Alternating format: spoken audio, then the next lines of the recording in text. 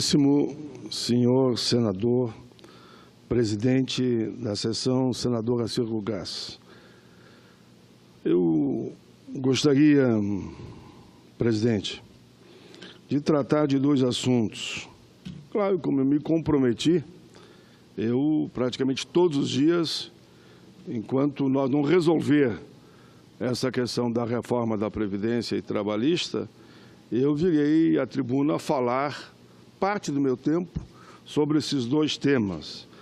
Mas tenho recebido inúmeras propostas e sugestões no sentido que eu fale também sobre o imposto de renda da pessoa física. O título é Por uma tributação mais justa. E vou discorrer e depois falo rapidamente também sobre as minhas preocupações com a reforma da Previdência, que tomou as ruas, tomou os campos, tomou as cidades, tomou os bairros. Não há uma casa, não há um bar, e todos sabem disso. Não há uma casa de diversão, onde estejam jovens, adultos ou idosos, de cada um no seu espaço, né? Ou lá no baile da terceira idade, ou mesmo numa boate, ou num bar que não esteja, ou no ônibus. E o que eu estou passando é o que as pessoas me passam. Aí estava em tal lugar, peguei o táxi, peguei isso, peguei aquilo. O assunto, até gostaria que fosse reforma da Previdência trabalhista, mas o que pegou mesmo foi a reforma da Previdência. Ela hoje está na boca de todo mundo. E tem até uma postagem que eu vi, onde uma criança diz: vovô, eu tenho que começar a trabalhar já para poder me aposentar? Claro que é um estilo de sátira, né? Porque ninguém vai conseguir se aposentar pela fórmula que foi apresentada por esse governo. Eu falo isso, e vou falar de outro tema, senador Acir Gás, e já sei, e com muita alegria, a posição do PDT, né? Eu já tenho ali na minha lista, onde eu acompanho passo a passo, claro, né? Onde o PDT já declarou, por intermédio de Vossa Excelência, conversei também com outros, inclusive no meu estado, mas em nós, como está essa bomba, a gente não aprova de jeito nenhum. PDT, PCdoB, PSB, PT, naturalmente, setores do PMDB, que me disseram aqui no plenário, eu só não vou citar o nome para não expô-los aqui de uma forma ou outra, setores do PMDB. Tenho certeza que o senador Lazier, que está chegando agora, da forma que está também, não concorda com essa reforma, não tem dúvida nenhuma, não tem dúvida. Sem falar com você, né, Lazier? Eu não falei com você, mas eu tenho certeza, e estou dizendo de público, como a própria senadora Ana Amélia. Veja, nós somos adversários políticos no Rio Grande. Eu duvido que a senadora Ana Amélia... Me permita de pronto já, então, já que eu lhe provoquei no bom sentido. É verdade, a minha discordância, e haveremos de discutir muito sobre isso, é com relação aos 65 anos e o tempo de contribuição. O tempo de contribuição é absurdo. Então, nesse particular, estamos juntos. Obrigado. Tudo bem. Então, fique claro que eu estou falando porque conheço os senadores aqui da casa. Conheço os senadores. Se 42 já assinaram a CPI da Previdência, é porque eles querem investigar, eles querem saber que história é essa. Onde está? Vamos levantar os números, né? Eu tenho certeza que Vossa Excelência também vai acabar caminhando junto com a gente nessa história, porque é só fazer a investigação. E não é nem contra esse governo, pessoal, que fique bem claro. É investigar 20 anos para trás. Vamos investigar todos os governos nesses últimos 20 anos para provar que, enfim, quem desviou, quem roubou, onde estão as anistias que deram, por que não arrecadaram como deviam arrecadar, onde estão os 426 bilhões, onde estão, aí são dívidas que a União tem a receber, corresponde a 1,8 trilhão. Por que não cobram isso? Então, a CPI vai levantar tudo isso. Se der certo, como eu espero que dê, vai resolver o problema da Previdência e vai sobrar dinheiro para a saúde. São 2 trilhões, praticamente. Mas vamos lá sobre o imposto de renda. Senador Lazier e senador Acir Gás. Um dos principais meios de distribuição de renda de um país é a sua política tributária. Porém, para que isso ocorra de fato, efetivamente, é fundamental um sistema tributário que tenha como princípio a progressividade na forma de incidência.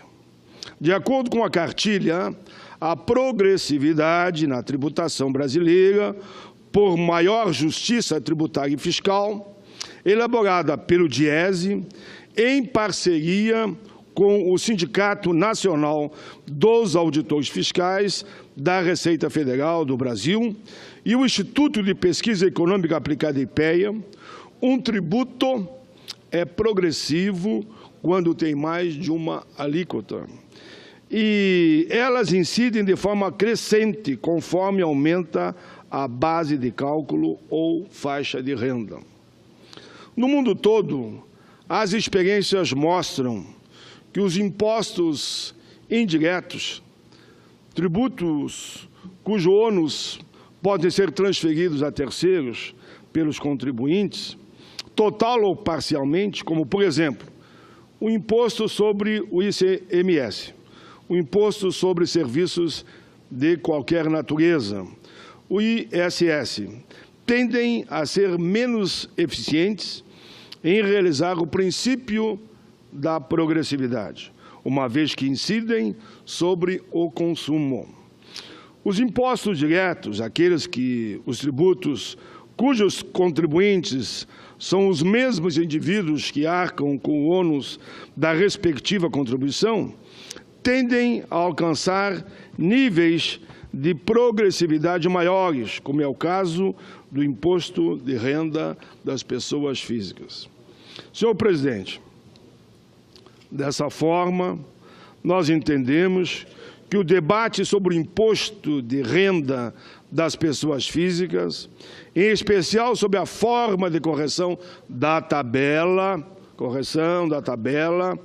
de acordo pelo menos com a inflação, é de suma importância para a reorganização do sistema tributário brasileiro em bases mais justas.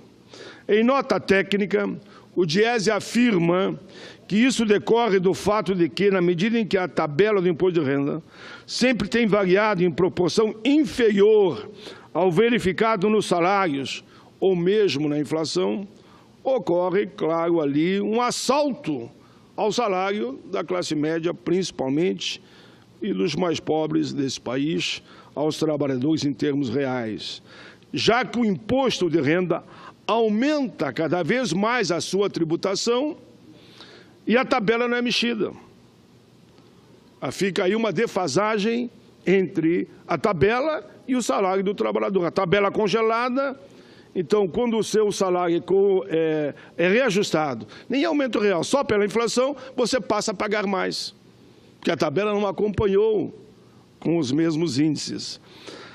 A sociedade reivindica a correção anual da tabela, pelo menos pela inflação. E muitas vezes o trabalhador não recebe nem a inflação de reajuste, mas quando recebe, ele entra na outra faixa e paga mais. Como forma de manter a estrutura de contribuição dos assalariados para o fisco e, em seguida, a criação de uma nova estrutura de tributação que contemple novas faixas de rendimento. Enfim, presidente, alguns exemplos. De 1996 a 2016, pelo IPCA e IBGE, a defasagem acumulada da tabela de cálculo do imposto de renda é 83,10%.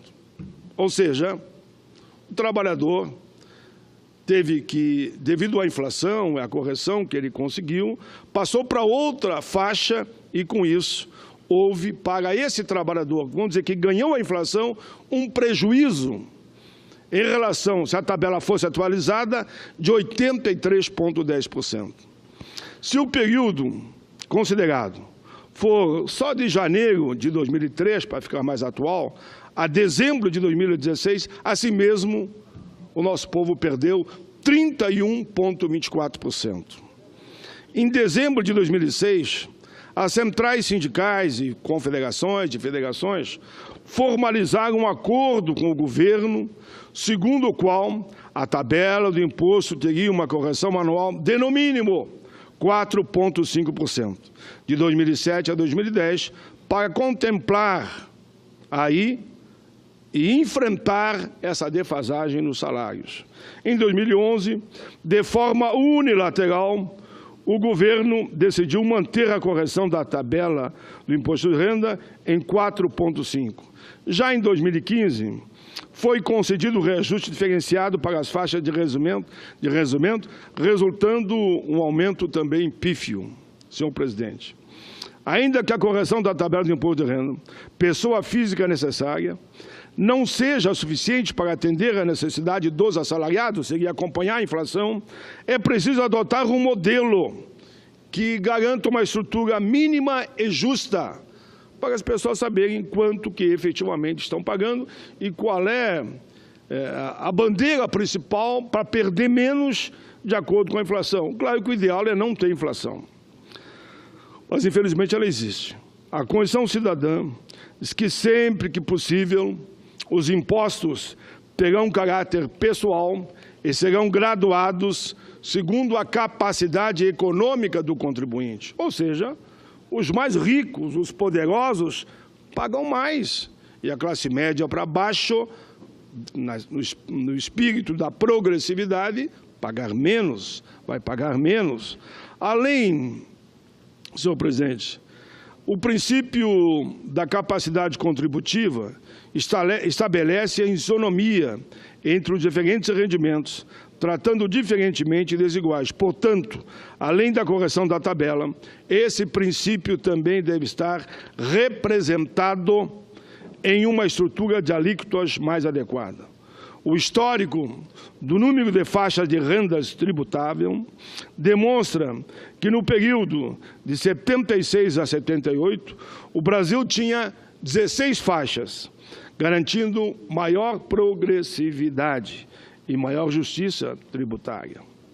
Senhor presidente, no período mais recente, de 83 a 85, a tabela estava composta de 13 faixas. A partir da década de 90, o número de faixas caiu para apenas 3, de 3, ou seja, nós estávamos com, como eu dizia aqui antes, 16 faixas, fomos para 13 faixas, e repito, a partir de 90, o número de faixas caiu para apenas 3, com exceção de 94 a 95, quando existiam ali 4 faixas. Somente em 2009, a tabela apresentou nova mudança, aí foi para 5 faixas. Quanto menos faixa, pessoal, mais o povo trabalhador paga, porque aí não existe a progressividade que se desenvolveria de acordo com a capacidade de cada um. Somente em 2009, repito, a tabela apresentou nova mudança, aí fomos para 5 faixas. Tais mudanças significam uma grande justiça tributária, porque além de reduzir o número de faixas, reduziu a alíquota máxima de 60% para 27,5%, que incidia sobre aquele que possuía maior capacidade contributiva, ou seja, aqueles 5% poderosos do país. Que quem é rico, rico mesmo, pessoal. Ninguém está aqui falando quem tem seu sítiozinho, a sua fazendazinha, que tem um investimento ali. Estou falando dos bilionários. Os bilionários são 5%. Esses que tinham que ser tributados. Sobre herança, sobre fortuna, uma alíquota maior no espírito aqui da progressividade. A tabela do imposto de renda pessoal física, ano calendário de 2015, é composta de 5 faixas de renda tributável. A renda superior a R$ 4.664.068 mensais é tributada de R$ 4.000 acima de 5 mil, digamos, é tributada na alíquota de 27,5. Rendas muito elevadas são tributadas nessa mesma alíquota. É isso que nós estamos vendo, que quem ganha 5 mil, 4.664, é tributado em 25. Mas quem ganha 10 milhões por mês também é o mesmo 27,5. Ou seja, rendas muito elevadas são tributadas na mesma alíquota, mesmo que superem, estou lendo aqui na íntegra, o resto eu comento, dezenas e dezenas de milhares de reais. Então, quem ganha 10 milhões por mês, paga a mesma coisa que um que ganha 4.664,68 mensais. que eu diria que é a média do salário nessa casa. Assim, a média, né? Claro que tem salários que ganham o teto, que é mais que 30, mas tem salário que é R$2.000. Rendas muito elevadas são tributadas nessa mesma alíquota, mesmo que supere muito o valor dessa faixa. Assim, há espaço para mais faixas, para as rendas mais altas. Isso também poderia compensar a perda da arrecadação do imposto causado por uma correção da tabela do imposto de renda em tese. Enfim, o DIESE, o Sindicato Nacional dos Auditores Fiscais, é bom, pessoal, que toda vez que eu venho à tribuna com números, eu não crio, eu não invento, eu não sou especialista. Normalmente são auditores, são procuradores da Receita, da Fazenda, os homens que trabalham com números e dados e nos mandam documentos. A gente pode comentar essa tribuna? Claro que posso. Eu sou fiel exatamente a tudo que eles me mandaram aqui. No caso aqui, o DIESE, o Sindicato Nacional dos Auditores Fiscais da Receita Federal, e o IPEA, Instituto de Pesquisa Econômica do IPEA, sugerem a inclusão de, no mínimo, mais 2 faixas para os salários altíssimos.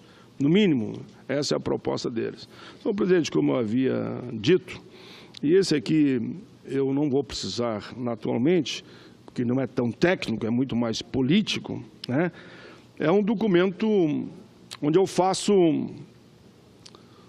um balanço sobre como estão as manifestações nos estados sobre a reforma da Previdência e, por extensão, a trabalhista.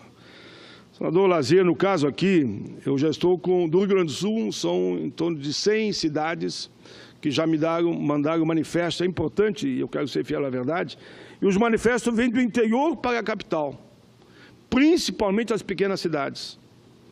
Veja, eu poderia dizer, não, mas nos grandes colégios eleitorais. A questão aqui não é eleitoral, não é ideológica, não é partidária, não é coisa nenhuma.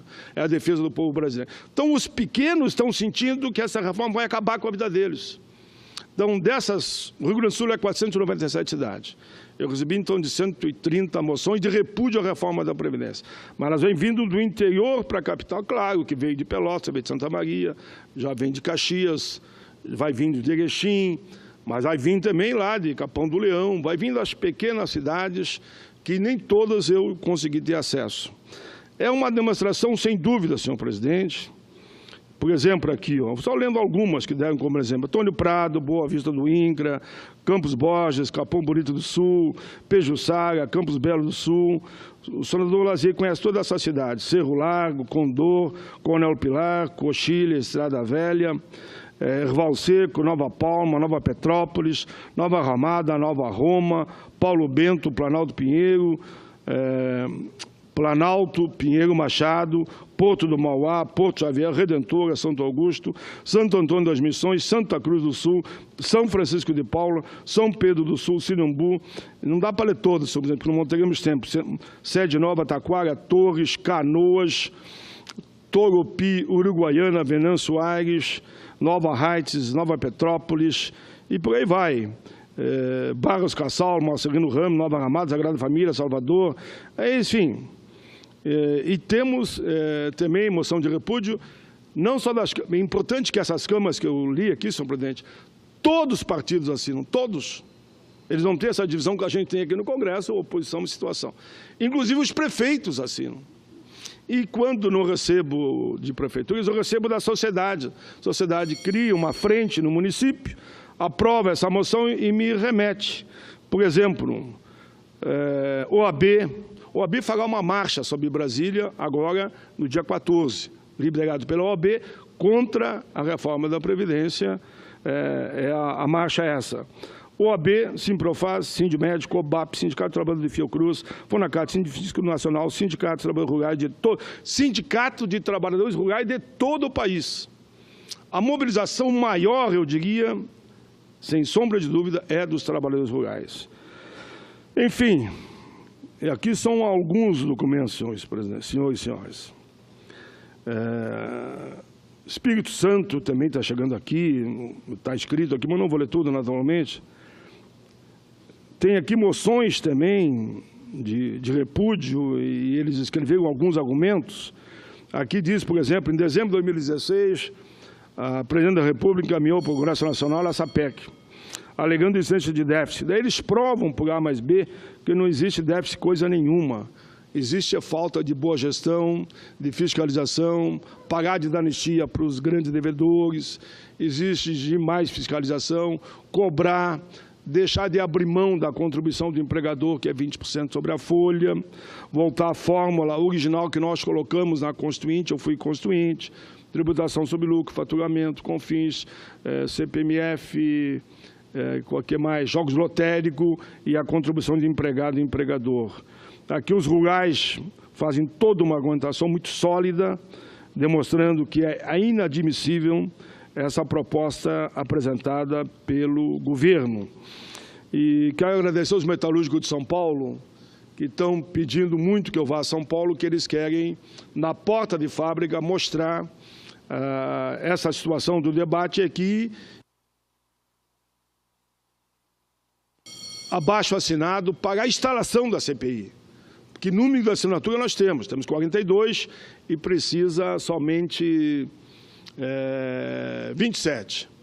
E ainda alguns senadores painhas. Semana que vem a gente tem tempo ainda, a gente vai aí, vamos olhar com carinho, a tendência é assinar. Enfim, presidente, eu quero concluir, dando oportunidade naturalmente para os outros senadores, sei que alguns terão que viajar, mas eu queria que considerasse na íntegra esse documento que eu recebi dos trabalhadores rurais de todo o Brasil, que está contemplado aqui dentro, com os devidos argumentos, dizendo que também o Congresso da CONTAG, que reúne trabalhadores de todo o país, vai ser realizado em Brasília a semana que vem, e eles também virão ao Congresso entregar um documento. E, naturalmente, o papel da OAB acho que é importantíssimo nesse momento, como de todas as centrais, confederações, de todas as entidades de trabalhadores da área pública e da área privada. Isso, eu repito, senhor presidente, eu fiquei feliz que, quando se olharem a lista de quem assinou, você vê senadores das mais variadas matrizes, né? O senador Randolfo, que tem uma matriz muito bem marcada ao longo da sua história. O senador Caiado também, o senador Lazier também, a senadora Ana Amélia, eu, enfim, são senadores que mostram que a questão aqui não é uma disputa de beleza entre um e outro. É uma CPI do bem. Ela só quer fazer o bem, ela quer só investigar como é que a gente resolve essa questão das contas da Previdência para que sobre mais dinheiro para a Previdência e para a saúde, aumentando o superávit. Por isso, eu ainda faço um apelo, me permita no último minuto, senhor presidente, só esse apelo no último minuto. Eu quero aqui, de público, fazer um apelo a todos os senadores e senadoras, que nem a bancada feminina são 13. Só uma senadora que ainda não assinou. Ela pediu para esperar até a semana que vem. Só uma. Mostra que as mulheres estão corajosas, né? Querem fazer o debate. Não, vamos fazer o debate e vamos fazer parte dessa comissão também. Então, eu quero aqui primeiro elogiar todas as mulheres aqui do Senado, pela forma tranquila e firme como apoiaram a CPI. Segundo, senhor presidente, eu quero, porque algum senador me disse o seguinte: Paim, você não veio falar comigo. Vem falar comigo, vamos conversar para ver se ajustamos isso. Então, eu quero fazer um apelo a todos os senadores, aos 81 senadores, para que assinem a CPI. Né? Fica o pedido aqui, então, a cada um. Eu vou estar aqui hoje, vou estar aqui. Claro, hoje, a maioria dos senadores estão nos estados e é legítimo. Eu mesmo, na semana que vem, estarei no meu estado, senador Lazier. Estarei em 3 regiões que você conhece muito bem. Estarei na região de Panambi, Ijuí e Santo Ângelo. Né? Pois na outra semana eu faço outra região, porque o debate que o povo quer é esse. Então, eu faço um apelo a que todos assinem a CPI, para que ela tenha mais corpo, inclusive, que não fique dúvida, o Senado não tem medo desse debate. O Senado quer que a sociedade saiba exatamente qual a situação da nossa seguridade. E, claro, a CPI da Previdência é natural que ele vai também, que fala em seguridade, dar uma olhada na questão da saúde. É bom para todos. Tem um brasileiro, nesse momento, que seja contente com a saúde. Não tem um brasileiro que seja assustadíssimo com essa reforma da Previdência, e nós vamos fazer o que a gente chama, vamos trazer à luz os fatos e a verdade. E como me disse um cidadão, e vou terminar antes desse 1 minuto, nós não somos idiotas, nós sabemos o que tem por trás desta reforma da Previdência que vai entregar para o sistema financeiro. Pessoal, em todos os países, olha o que eu estou fazendo aqui, por amor de Deus. Estou aqui, quiserem eu me ajoelho aqui para vocês entenderem e não vou estar correndo essa reforma. Todos os países do mundo que entregaram para o sistema financeiro fundo de pensões privados, não deu certo. Porque é investimento de risco, é privado, é investimento de risco. Tu vai depositar teu dinheiro todo mês lá. Bom, se depois de 15, 20 anos eles olha, quebrou, não deu certo. Acabou. Tu não tem nenhuma garantia. Nos Estados Unidos mesmo, tem colegas meus que foram para lá recentemente, eles têm visto homens com idade, e me digam aqui se for mentira, se alguém achar que não é verdade, meio que rastejando nas ruas. E a resposta é essa, que o sindicato diz, não, ele apostou no fundo de pensão privado e deu no que deu. Não dá para apostar em fundo de pensão privado. Obrigado, presidente. Considere na íntegra os meus 2 pronunciamentos.